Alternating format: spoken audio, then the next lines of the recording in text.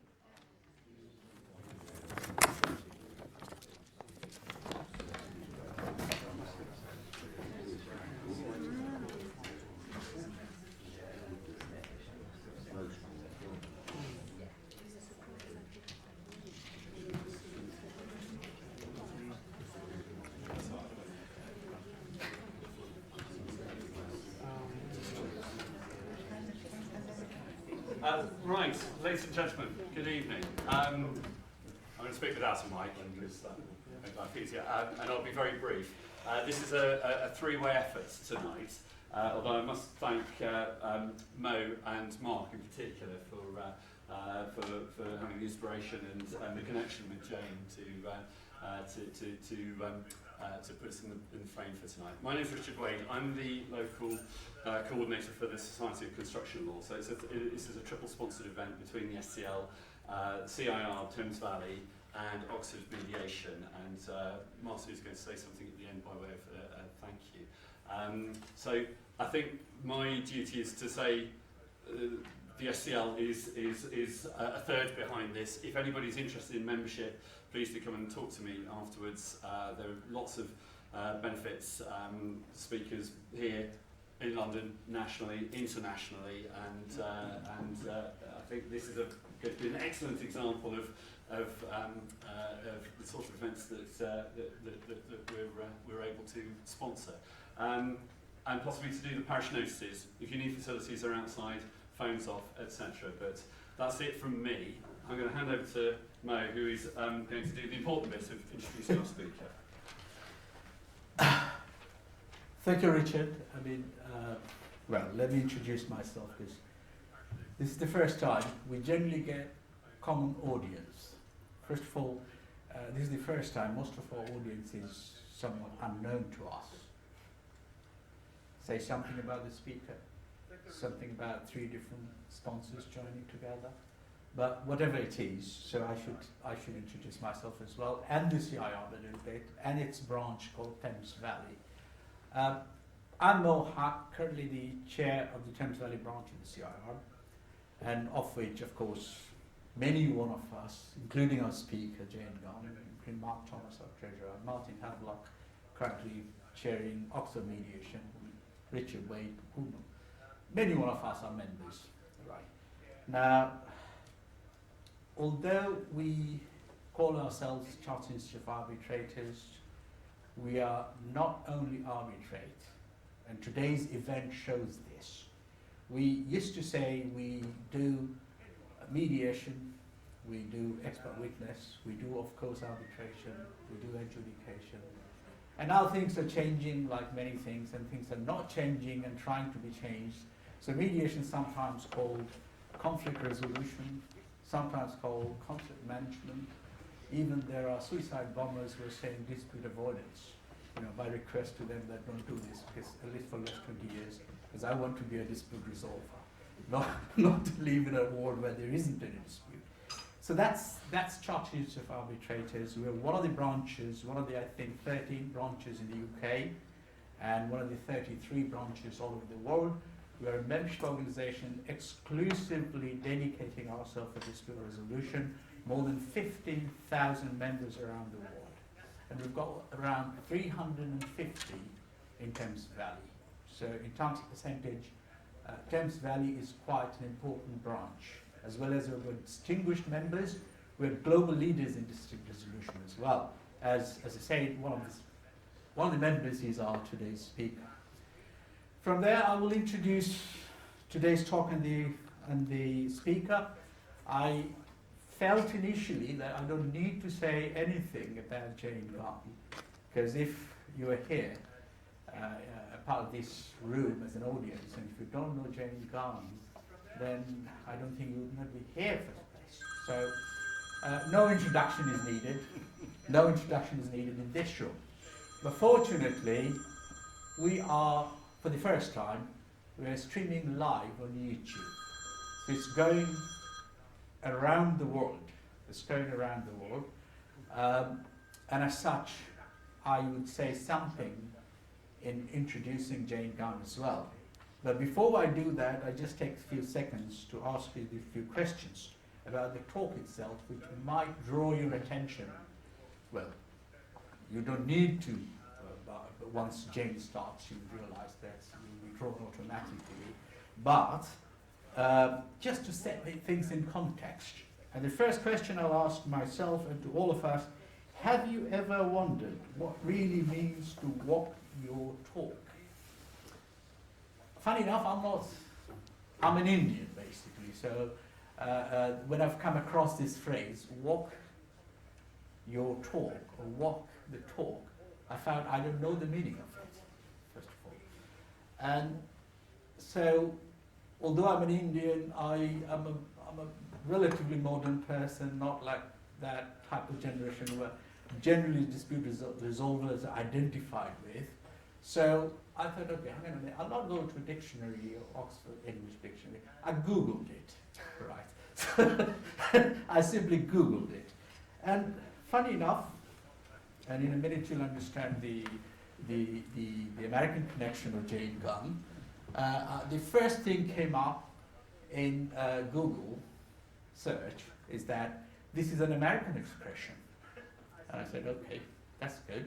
You know, I'm an Indian, always thought English people the best in the world. So that's why I don't know it. That's good enough. You know, that's fantastic. You know, I'll not try to know. And this is, they say, in the American dictionary, it's on Wikipedia even, whatnot. They say it's an idiomatic expression. It says this means to perform actions consistent with one's claims. And the next thing that has come up was interesting. There was somebody from the University of Washington. His name is Professor Paul Bryan, and he has a book called Common Errors in English Usage.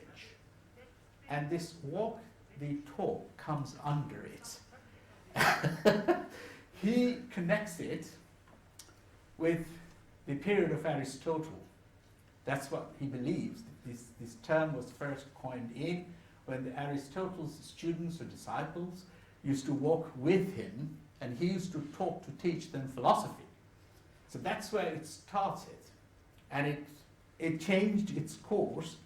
And then he concludes in a long article that nowadays this Twitter generation is wrongly calling it or naming it as walking the talk, which is an error in his understanding. And you can see how interesting this is getting already. And of course, that much about what walking the talk means. There are two more questions that, did you ever reflect upon how much the theory and the practice, in other words, what it is and what it should be, are different? And Jane's talk will be concentrating on that as well. And also, the last thing, that is there a formula for you to get into managing things and becoming a successful leader, perhaps as Jane is, in her area of the work? These are the things we'll be exploring in the next 45 minutes to an hour. And obviously, who else could be than Jane Gunn to discuss this? If you know or if you don't know.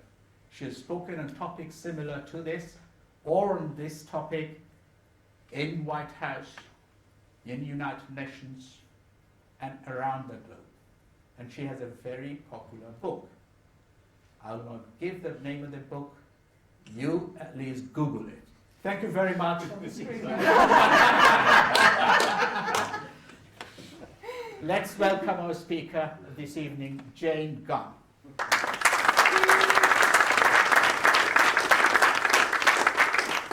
Hello. Well, look, all of you are here and walked your talk because you promised to come and you're here, so that's a start, isn't it?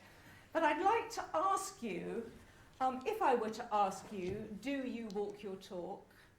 How many of you would say, yes, I do? And then if I were to ask your colleagues or your friends or your family, do you walk your talk? What would they say? And my experience as a lawyer and then perhaps as a mediator, but also my many years of experience as a human being tells me that 90% of the people who are asked would say, perhaps not always. Perhaps not always. And so in the next 45 minutes, we are going to explore this topic, walking your talk, the difference between theory and action, in relation to conflict resolution, yes, but also in relation to our roles possibly as leaders, as parents, as grandparents, as members of society, what does it mean to walk your talk? So there we are, walking the talk. I was reflecting with my sister. I met my sister at the weekend, and we were reflecting back to, we can't remember the year, 1970 something. And we were at home, and we woke up in the morning, and we peered out the window, and it was thick snow, really thick snow. I mean, the sort of snow where you can't, you can't see the shape of anything anymore. The car that my father had was buried. There were no footprints anywhere. Now, my father was a bank manager. He was a manager of Midland Bank, and his bank was sort of some 10 miles away. But he got up and he said, "But I have to go. I have to go and open the bank." And my mother said, "Don't be stupid. You can't get the car out. It's before 4x4s. There's no all-weather tyres." So he said, "Never mind. I'll catch the bus, you see." So she made him some sandwiches. She made him some sandwiches, and he put the sandwiches in his pocket, and he put on his Wellington boots, and he set off for the bus stop. Now, the bus stop's about half a mile away, down a hill. So he made it to the bus stop, stood there for some time, no bus came. So he thought, well, I'll walk to the next bus stop. So he walked to the next bus stop, still no bus came. So my father walked from bus stop to bus stop until he'd walked the 10 miles to the bank, which he opened. And that for him was walking his talk. That for him was his effort at leadership. And so what is it when you walk your talk? What does it give you when you walk your talk as a leader, as a human being? Well, it gives you authority, it gives you respect, and it enables people to trust you. And the trust that his clients and his colleagues had in him for opening the bank that day was increased, definitely. I can't remember how he got home, actually. We've no idea how he got back again. We obviously had the sandwiches somewhere along the way. Do you have any customers coming? Well, that's the question, isn't it? Yeah. Did he just sit there all day and there were no customers? So let me ask you a few questions in terms of conflict resolution. How many of you, so raise your hands, those of you who would say, I'm really good at conflict resolution. I'm really good at conflict resolution. No. And how many of you would say that you have all the skills that you need to manage conflict effectively? No hands again. And then perhaps raise your hand if sometimes you think you are disappointed in yourselves in the way you've handled conflict. Lots of hands. And sometimes it's, well, I was very good, but somebody pressed the wrong button and then I, So that's often what happens.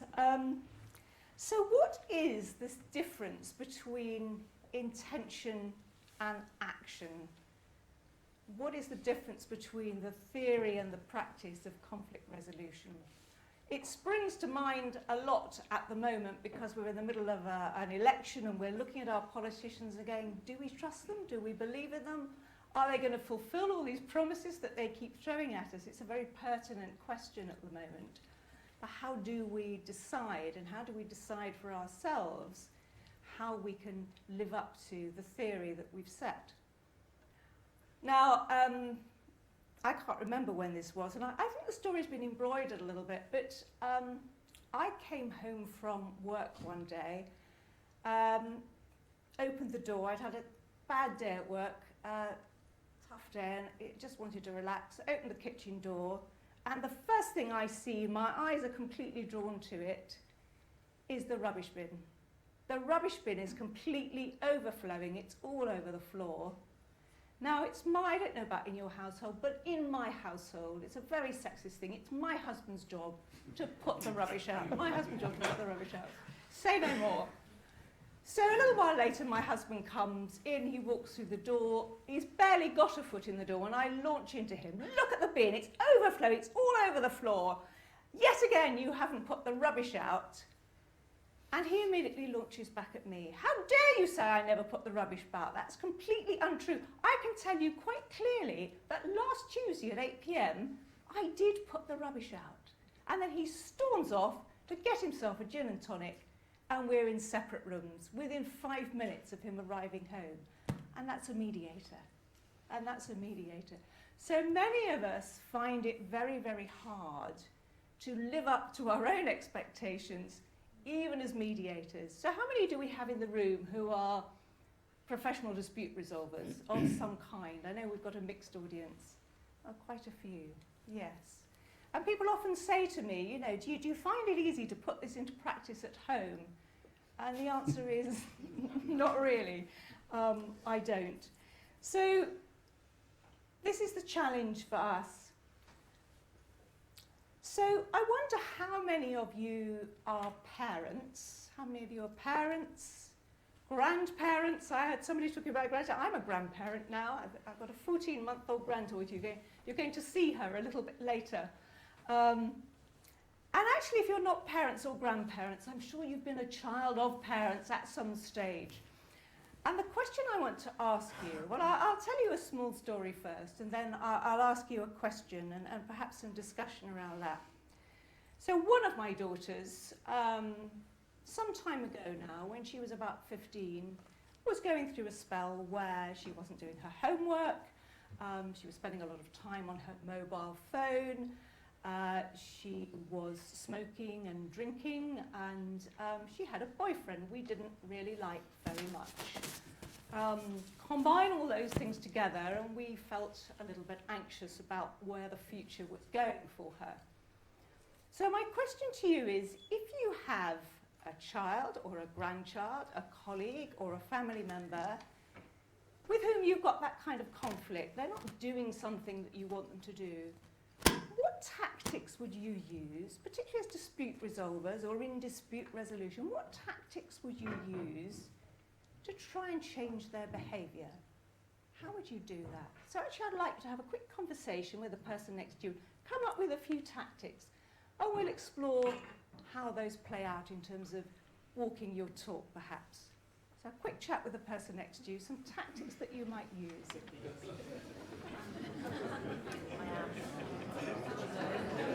Tactics, I'm not sure that that's necessary.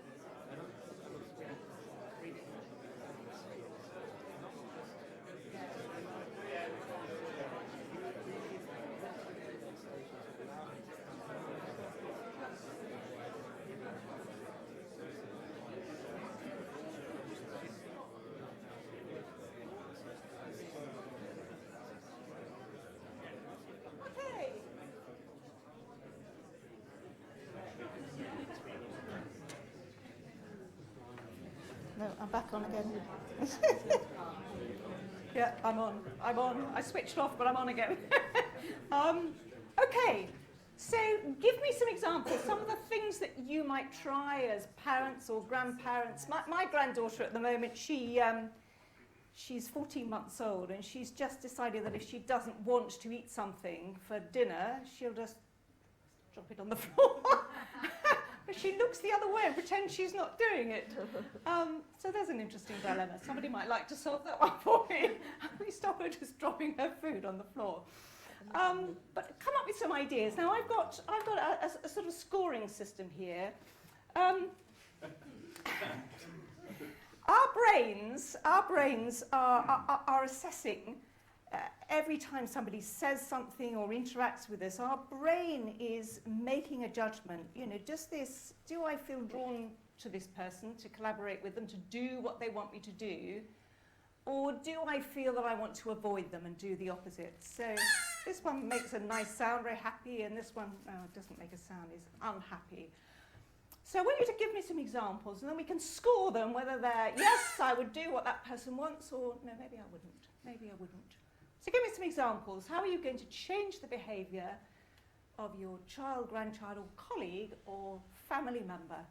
What have you come up with? Be empathetic. Be empathetic. Is that a good one? Yay! Sorry, empathetic, not pathetic. So being empathetic is one way, perhaps, okay? Other things, Mark? Well, hear them out first. Hear them out first, yay. I think so. Does that get a good score? Yes? Try and talk in their language. Try and talk in their language. What does that mean? We're using words and concepts that they can understand. So things that, and that might be quite important with children, mightn't it? Yeah. Does that get a good score? Yay. Okay. Other things? Any other ideas? Yes. Going to a neutral place to have A some neutral ceremony, place. like to take Yeah. them out for brunch or go Yeah. out to a coffee shop to have that. Sounds great. I'd love to have a conflict with you. We could go out for brunch. It sounds marvellous. Okay. Any other things? Any other things? I think as a parent, Yes. try very hard. Yes. Probably need to spend 10 minutes getting into the right frame of mind. Try very hard to remember when you were that age and what you thought of your parents. What do we think of that? Try very hard to remember what it was like when you were that age, in the heat of the moment. It's a good idea. It's a good idea. So what are some of the traps then? Do we do these things? Do we do these things in the heat of the moment with our colleagues and with our children, with our grandchildren? We don't. I see lots of people shaking their heads. So what are some of the things that we might do or try instead, particularly as leaders or parents, when we're really trying to assert our authority? What are some of the techniques we might actually use, despite our best intentions? Shouting and losing our temper, yeah, so that one doesn't work very well, does it? Shouting and losing our temper. What else might we do? Sorry? Coming across as judgmental, absolutely. Coming across as judgmental. Right assumption. Making assumptions, jumping to conclusions. Sometimes it's the only exercise we get all day is jumping to conclusions. But yes, making assumptions, jumping to conclusions. We do that all the time, don't we? We think we know what the story is. We think we understand what's going on underneath. Being dismissive. Absolutely. Being dismissive. Persuasion. Sorry? Being persuasive. Persuasive. Trying to be persuasive. Absolutely. What do you say to someone? I mean, what might you have said if you were a parent to my daughter to be persuasive? What kind of words would you have used to try and persuade someone to stop doing something that you don't want them to do? You're grounded. You're grounded. You're grounded. If you what? That's why I missed that. If you loved me, you wouldn't smoke. You could do that. You could say that. Yeah. What about I really like your boyfriend? No, bring him to dinner. Yeah. Reverse psychology. Reverse psychology. Well, in fact, the more you disapprove of something, the more a young person is determined to do it, aren't they? if you remember back to when you if you remember back to when you were a teenager. So the thing with the brain is, and I've developed this into a model which is called the 4 C's of collaboration. So when there's 4 C's, there's connection, consideration, control, and caring. Under connection, if you make someone feel less than good about themselves, less than good about what they could be, less than you in terms of hierarchy or authority or knowledge, if you in any way, the words that you use or the attitude that you use towards someone else makes them feel less than good about themselves or less than they could be, they're not going to want to collaborate with you. So thinking about the words you use and whether you've made someone feel less than or excluded from a group. So if you suddenly stop communicating with someone, they're excommunicated from the family. The second one is consideration, which is about showing respect and courtesy. So, you know, somebody said shout. Sometimes we shout, we use words that we regret. And if we don't show respect and courtesy to someone else, we've also broken that collaborative bond, the opportunity. Now, control is a big one. You know, you said ground them or take away the phone. I have to tell you, we tried all those things. With a teenager, if you take away the phone, by the end of the day, they found another one from somewhere. No joke. So there is no taking away things or, you know, withdrawing things, because unless you literally lock them in a padded cell, it isn't going to work.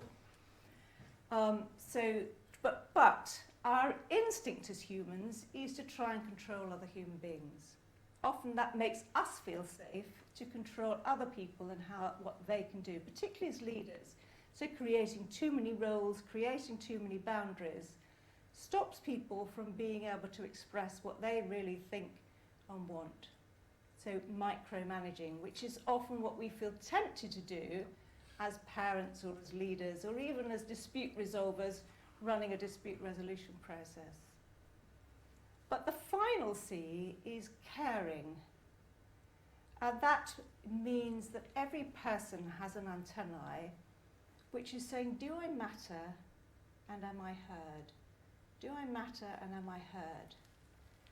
And so all of the ideas that you came up, first of all, are the right ones. But they're hard to do, aren't they? It's so hard to do. So the thing with my daughter is, I think we did try all of these negative things. I think we tried the, I'm better than you, I'm your parent, I know better than you, it's really bad for you to smoke, we don't like the boyfriend, you'll never pass your exams if you don't work, we're taking away the phone. None of it worked. None of it worked. What did work is that we ended up having an exchange of emails.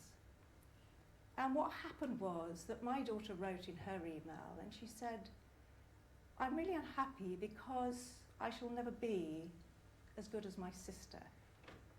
I shall never be as articulate as whatever. So her assumption was that she wasn't as good as her sister. Her assumption was that we wanted her to be like her sister. Where did that assumption come from? So in listening and really empathizing with another person and finding a different channel of communication, unfortunately it wasn't going out for brunch, but it was an exchange of emails. We found a different route to resolve that problem. So taking the time, but many times we inadvertently do the wrong thing in terms of those 4 C's of collaboration. Does that make sense? If you've got any questions as we go through, do throw them out, because I'm happy to answer questions as we go along, but we'll also have a time for questions and discussion later on, if that would be okay. So, why do we do the wrong thing? Where does this come from? Where does this sense of that we know that A is the right thing to do, and yet we still go and do B? What is it about that? So I wanted to ask you, and another of my props here is to say, if I were to pass these bowls around, and do pass them around, there's a choice here between broccoli, very nice, freshly washed from Waitrose, beautiful broccoli, or chocolates, green and black chocolates, okay? Green and black chocolates, do pass them around. I'm just curious to know, just curious to know which you would choose. Which would you automatically choose in a social setting like today, the broccoli or the chocolate? What would you normally choose? Chocolate. I think most people are saying chocolate. Anybody a real broccoli freak here? Yes, somebody at the back, somebody at the back. There's always one, there's always one. I wouldn't eat it socially, though. You wouldn't eat it socially. And that's interesting, isn't it? You wouldn't eat it socially. So the question is, why would we feel awkward socially eating the broccoli? Why would we not eat the broccoli? Even if I said to you, you know, the chocolates, they're full of sugar, they're really bad for you. If you eat a lot of chocolate, you'll end up sort of with heart problems.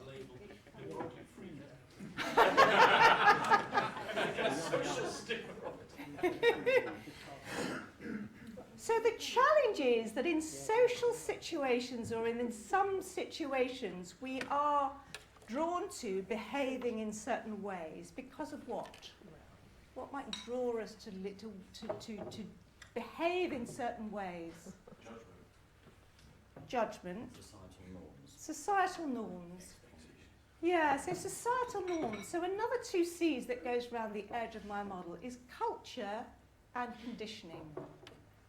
We are all brought up in culture, whether it's our family, whether it's organisations, whether it's our school, whether it's our chums at school. We're brought up to behave according to our culture.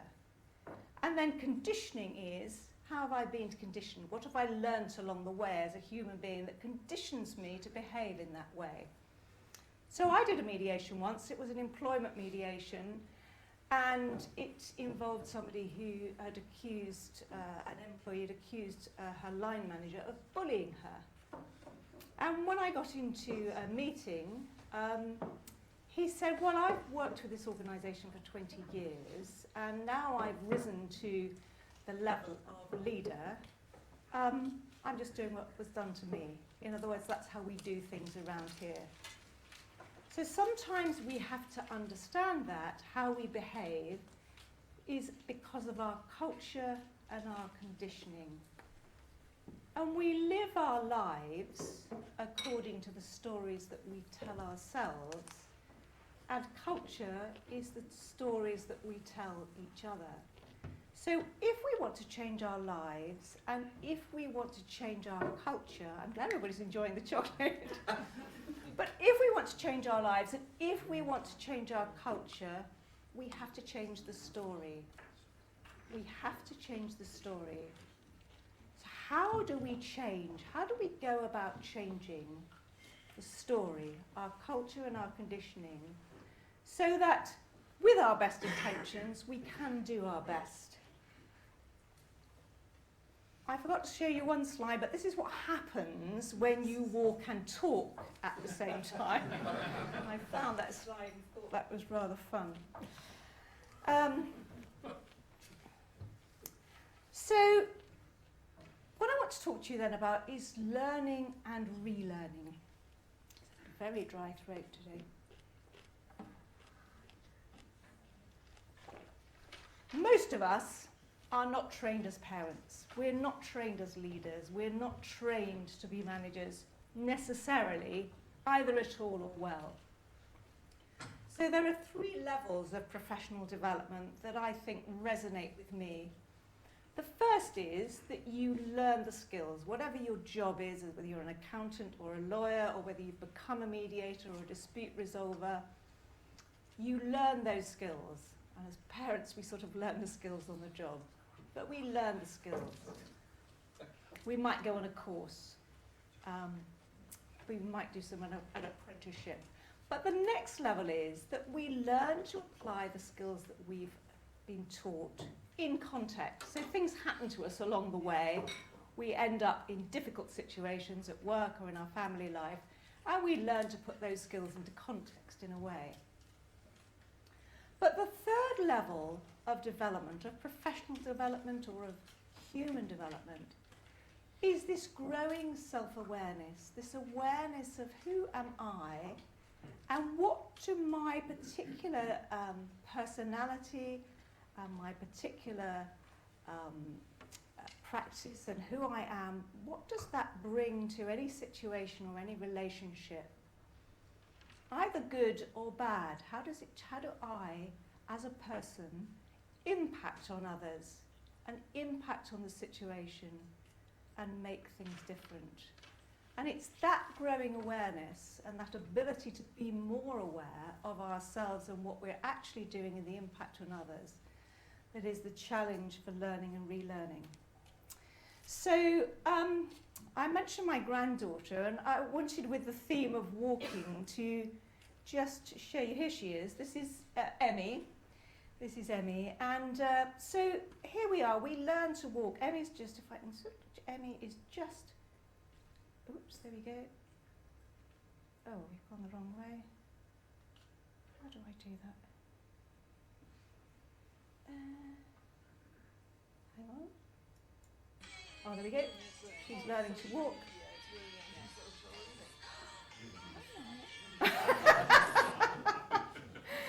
So that's Emmy, bless her. She's just learning to walk. So all of us learn at some stage the skills that we use, and we learn to walk. And often we stumble and we fall. But what else do we do when we learn to walk? What do we develop? What do we develop? Well, you do develop resilience, most certainly, because you keep falling over and you get back up again, which is absolutely true. You do learn resilience. Balance. You learn balance, and you also establish your own gait, don't you? Your gait. What is a gait? The gait is your way of walking. And apparently, everybody has their own gait. You can see the way that people walk, and you can actually notice. I mean, another story about my father, I seem to remember we used to wait, look, poor Emmy, she's just on the floor now. We used to see my father coming home from the station, and you could tell from a long way off that that was him because of the way he walked. So we all have we develop our own way of walking.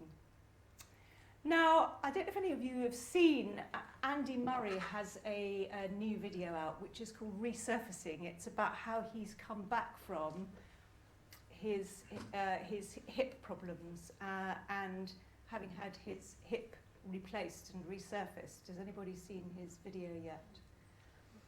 Now, about 2 or 3, well, over the last 5 years, I had the same 2 surgeries as Andy Murray. I've had the same 2 surgeries. I wasn't a top tennis player.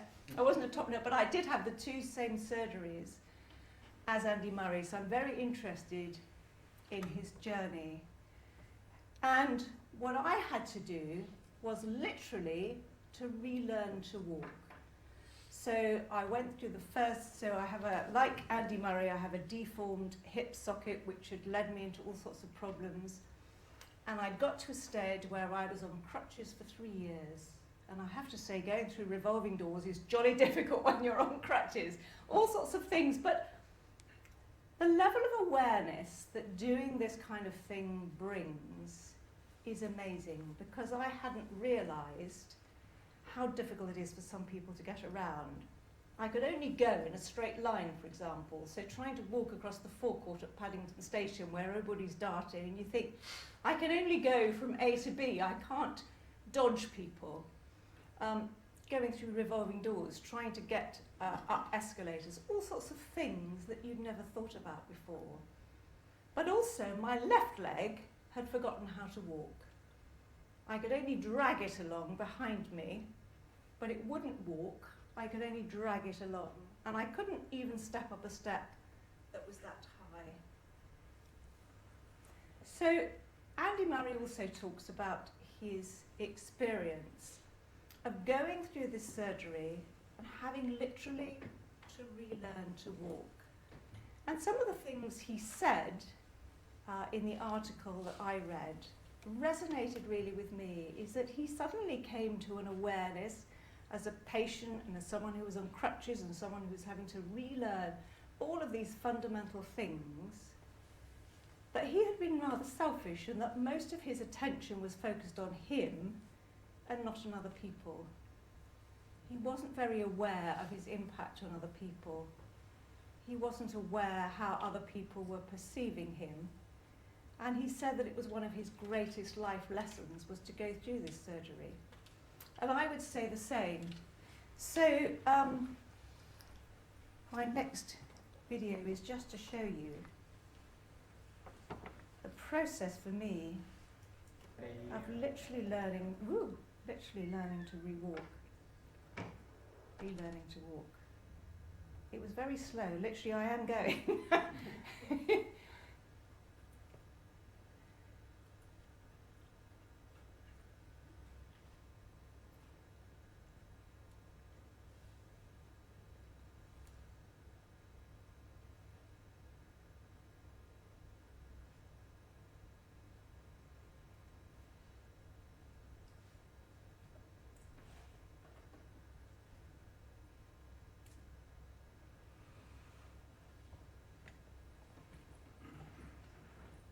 So the point of that is that sometimes we have to go back to basics. Sometimes we have to stop and say, I've got to go right back to the beginning to undo what I automatically do and to relearn a better way, to become more aware of myself, to become more aware of what my instinctive actions are, to become more aware of my culture, of my conditioning, and to kind of reprogram myself to do something different and to do something better.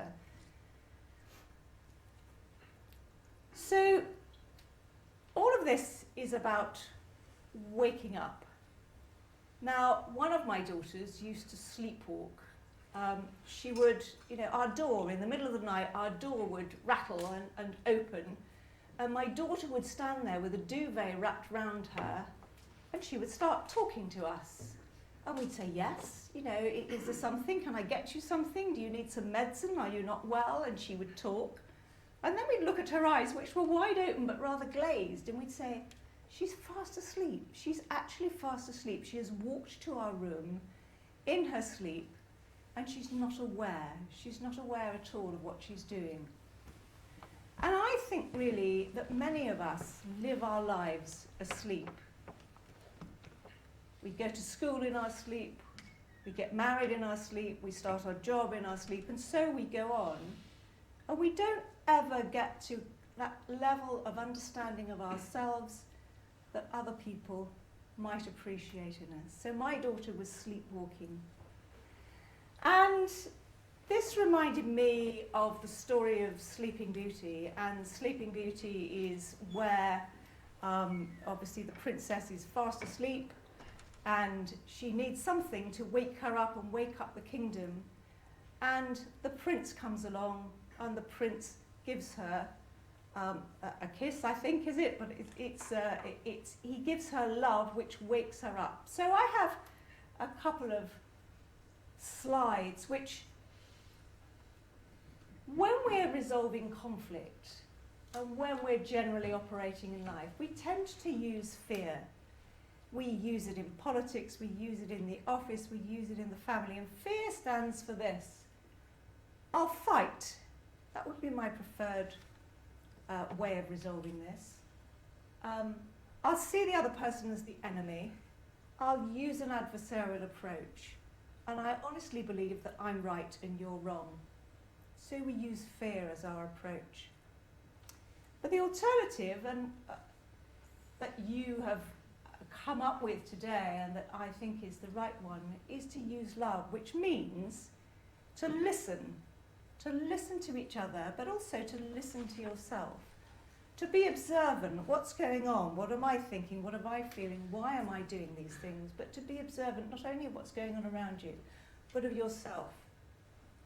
And then to verify. So the V stands for verify. How can I check out that I'm making assumptions? Am I right? Am I wrong? Where am I getting this information from?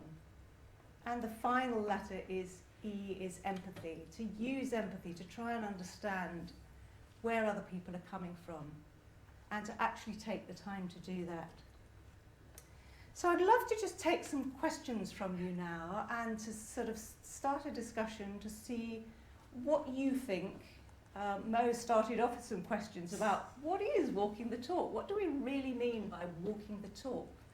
So what are some of your thoughts about this topic, walking the talk, particularly for you as leaders, as dispute resolvers, as parents, as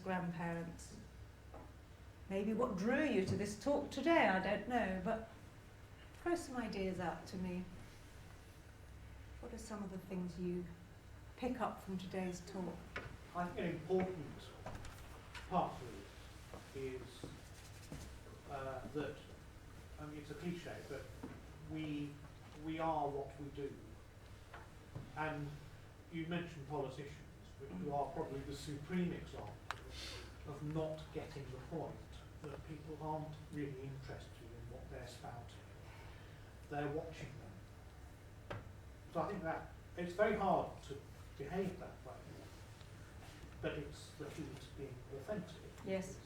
Yeah. Important. Yes.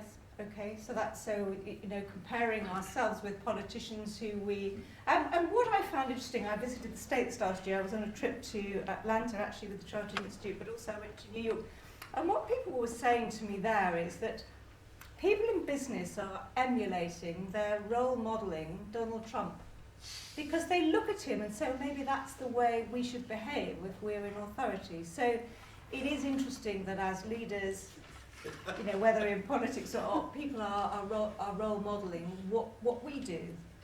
And we do want to look up to our politicians, and sometimes we find them wanting somewhat in what we can, in where we can find inspiration.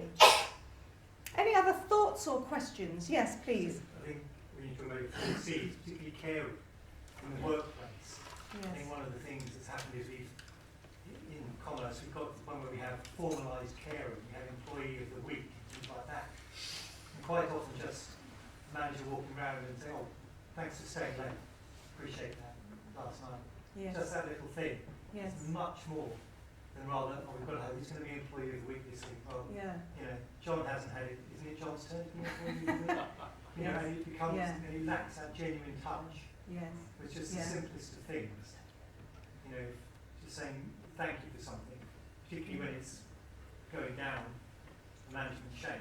Yes. That's great. I've certainly worked in firms where we've just had a meeting at the beginning of the week, and if you've been busy, so you come to this lecture and say, oh, how was that lecture? Was it good? Thanks for making the effort to go to Oxford to it. That sort of thing has far more impact, I think, within the commercial environment, and a lot of the rather more formalised stuff, and putting it on LinkedIn and everything. Great else. point. Great point. Yes. Anything else?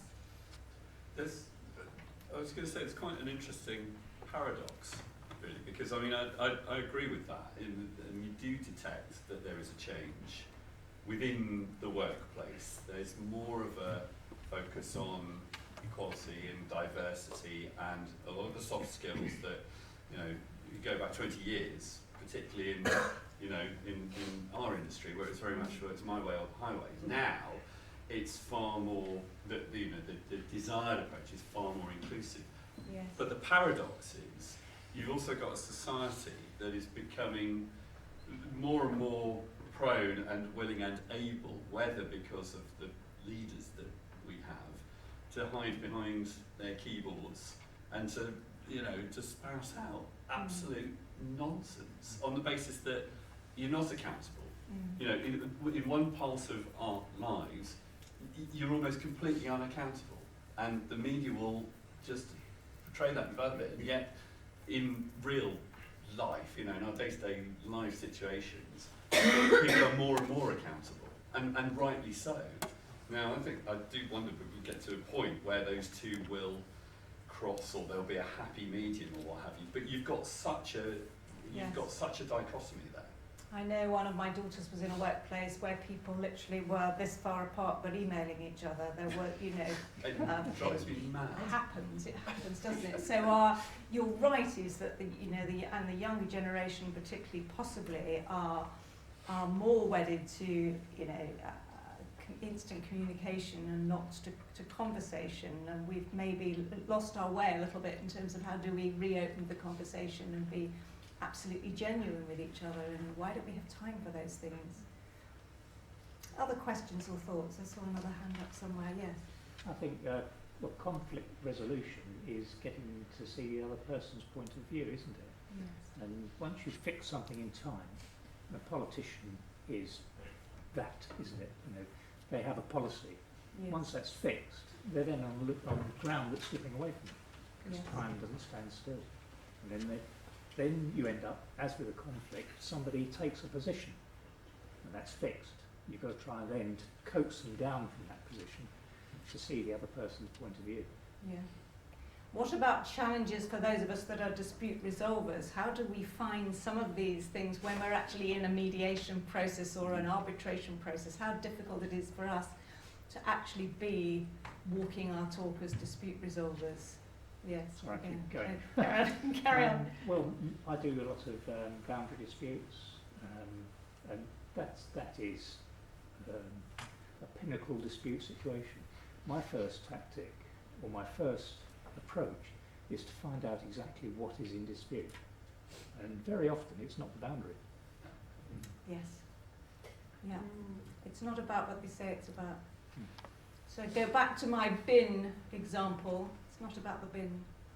It's not about the bin. It's never about the bin. It's about something else. Yeah. Which could be all sorts of things. In fact, I didn't get a gin and tonic probably. Yes, trying to find out what's really going on under the surface. So this idea that we make assumptions that we think we know where someone else is coming from if we don't take the trouble to explore. Definitely. It's like iceberging then. Sorry? Iceberging. In an iceberg sort of situation, finding out what the real Yes. underlying issues Finding out are. what the real underlying Question. issues is. So if you go back to my daughter, you know, the issue was Likewise. not, it was a different issue Yeah. altogether. So finding out what the real issues are. Any other questions or thoughts? Or discussion on walking the talk? I'll just go back to one of the gentlemen over there was making, so I don't know. It's actually made me think, because if you look at modern offices, I do commercial property, so don't deal with disputes, hopefully. But if you look at a modern office compared with the offices I've always worked in, with your own little office and your desk and your computer, modern offices aren't like that at all. They tend to hot desk in the middle. They have more confined areas where you can have a conversation which is a bit more private, and they have absolute quiet rooms. I don't think I've done an office in the last 5 years that didn't have a breakout area, where people were encouraged to move away from their desk and sit down and talk and interact. You know, there were water cooler moments. But also a lot of modern organisations are quite flat. Yes. They might have a boss, and maybe one or two under them, and then everybody else is equal. We don't see the pyramid structures in modern offices anymore. Maybe in the huge corporations, yes. But the people who are, let's call it the grafters, are often highly qualified, highly trained people that you want to retain, and not to a penny at all. So I think perhaps they have taken some of these lessons, although we still seem to have quite a few conflicts in the workplace and employment law, that's for sure. But yes, I mean, I do see a lot of these lessons are filtering into organisations. I think there is a willingness to implement them, but it is complicated by all sorts of factors, not least human beings, HR protocols and all sorts of other things. But there is a willingness to move in a different direction for leadership. So I wonder then what you take away personally from today, and maybe you just have a quick chat with your next door neighbour to just say one thing that you will take away from today's talk about walking your talk, whether that is as a dispute resolver, as a leader, as a parent, as a grandparent, or just a member of the human race. What will you take away from today? And we'll just have a quick example of those, but just have a quick chat with your neighbour about that.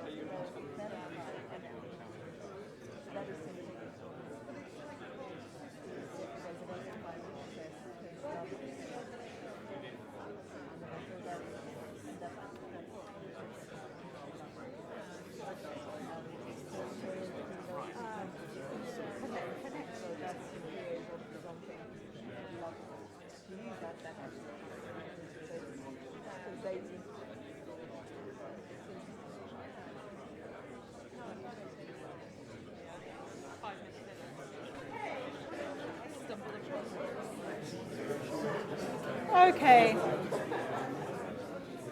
So I'm just about to wrap up, but just throw out some of the things that you personally will take away from today about walking your talk. What are some of the examples? Never stop learning. Never stop learning. Perfect one. Anything else? Identify the issue. Fantastic. Anything else? Yes. Patience is a good one. Gin and tonic. Gin and tonic. Have a gin and tonic or go for brunch is what I say. Perfect. Be more tolerant. Be more tolerant. Yes. Time to reflect and reassess. Take time to reflect and reassess. How do you impact others, not just when you're consciously face to face having that meeting, but also sometimes in the, Yes. the unconscious, well maybe not unconscious, but the casual conversations that you have with people around you in offices or, workplace, because that can have just as much impact as opposed to And know that this stuff is hard. It isn't easy, it's hard. It's hard to do the right thing. And often if you've been brought up in a culture or you've been conditioned to do something that's different, it takes courage, it takes commitment to make that change. So one final story I'll just close with. When I was a junior solicitor working in commercial property, and the senior partner was a gentleman called Malcolm. And we were going into a large meeting, in those days, all men, and I was going to be there as well as the junior lawyer. And as I walked into the meeting, Malcolm said to me, "You run the meeting, I'll make the tea."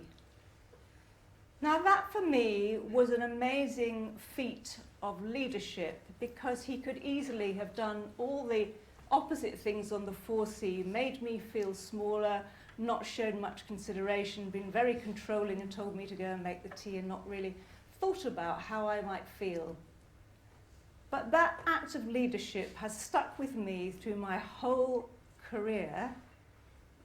Just that one simple phrase that he said and that he acted out. So I want you to leave you with the thought that we live now in a very disruptive age.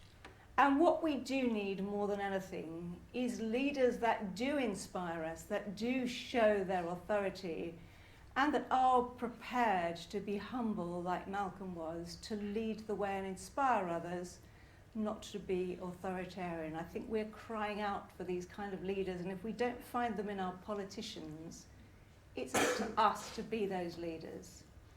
So I thank you very much for being a very interactive audience, for asking questions, for taking part in exercises, for eating chocolate. I'm disappointed about the broccoli. But I leave you with this one thing. My name is Jane Gunn.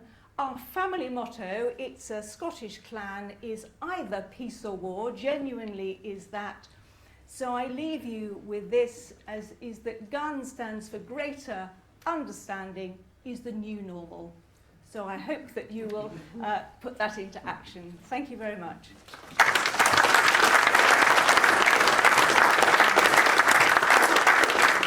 If anybody wants to take a copy of that, there are free materials there on the download. I'm also releasing weekly a mini video. I retell this week the bin story. It's called Jane Gunn Speaks Rubbish. But you are welcome to access all of those materials there. Thank you. Thank you, Mo. Thank you very much. Just here to introduce our chair of the Oxford Mediation, Martin Havelock, to wrap up this evening. Thank you.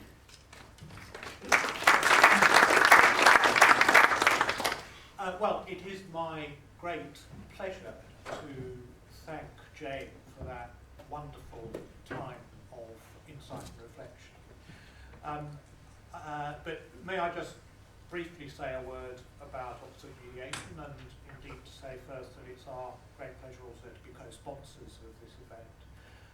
We're a smallish group of mediators with a joint local focus, a joint way of working, but a variety of different mediation interests, some of which overlap, some of which differ from each other. You can find out more about us if you want to on our website, which is at oxford-mediation.com. You could also come tomorrow morning to Bilge, just up the road in St Michael Street, and meet us. We have quarterly breakfasts for anyone who wants to drop by and just sort of have a chat, whether other mediators or potential clients even, or just people involved in dispute resolution. I must say one of the things about what Jane's just been doing is that it's brought picture after picture into my mind, and I suspect all of our minds, as well as the picture she showed us. There may be people thinking of the first picture of the book, or relating to the book. There may be people who are disappointed we didn't spend more time in the boardroom. There are probably quite a lot of us who are relieved that we didn't spend more time in the bedroom. It did put me in mind. I mean, everything Jane said almost put things in my mind that made me start thinking. That particular graphic made me think of the time I was lured onto a time management course by being told it would improve my sex life. It didn't. I also responded in perhaps an unexpected way to her story about her father going to work in the snow. I once had a very eccentric boss, and in one of the sort of snow crises of about 100 years ago, he came on skis from Epping Forest to Dagenham. He arrived looking like the abominable snowman with bicycles coming through his beard. I think he skied the talk, definitely, but I think he also convinced us he was an utter lunatic. And I think he was ill for quite a long time afterwards. But the whole evening has been a series of sort of insights like that which have sort of flashed things up in our heads. And I think reflecting particularly on the times when I've been tempted to conflict, and sometimes by talking to somebody else before I've taken action, felt this effect of being talked down from it. Not necessarily acting, ending up in full love mode, but certainly ending up in constructive mode. So I think I for one will carry a lot of this away with me. So thank you, Jane, very much. Thank you. It's been a great use of an evening.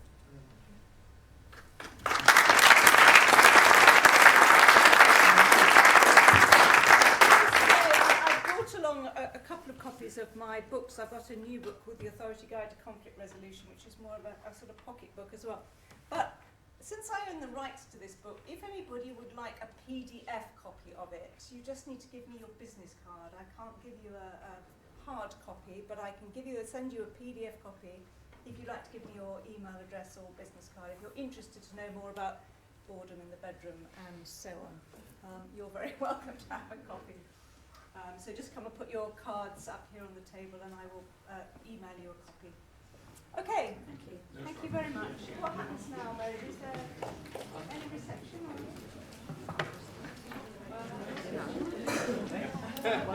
Or